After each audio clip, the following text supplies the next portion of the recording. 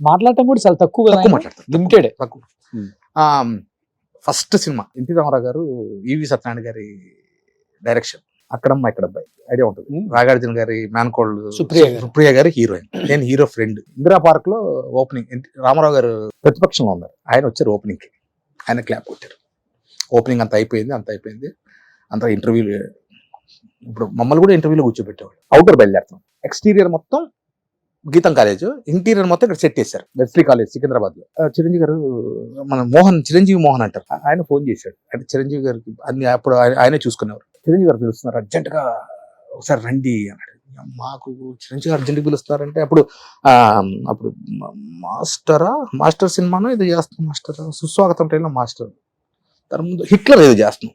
ఏదో పొరపాటు చేసేమేమో, ఏం తప్పు చేసినారు, ఆయన పిలుస్తున్నారంటే ఇంటికి వెళ్ళాం. ఎక్కడ ఇల్లు, ఇక్కడ మన జూబ్లీస్ పెట్రోల్ బంక్ పక్కన. నిన్న విశ్వేశ్వరరావు ఇద్దరినే పిలిచారు. వెళ్తే ఆల్రెడీ విశ్వేశ్వరరావు గారు ఉన్నారు. సరే చిరంజీవి గారు బయటకు వచ్చారు, రండి అని లోపలికి వెళ్ళాం. లోపలికి వెళ్తానే కూర్చోబెట్టారు, ఏమైనా తింటారా అని.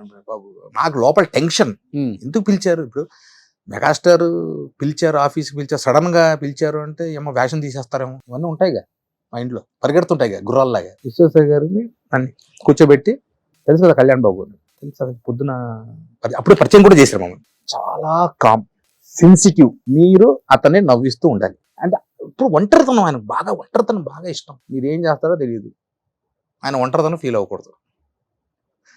తాజ్ బే హోటల్ ఉంది వైజాగ్లో, తెలుసు తాజ్ బే, అక్కడ మాకు రూమ్, ఆయన పక్క రూమే.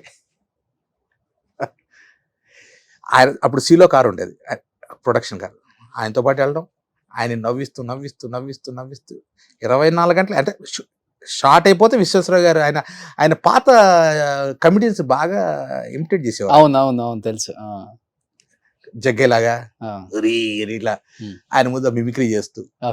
ఇప్పుడు కళ్యాణ్ బాబుని చూస్తే, అప్పుడు కళ్యాణ్ బాబుని చూస్తే బొమ్మ బొలుసు అంతేనా?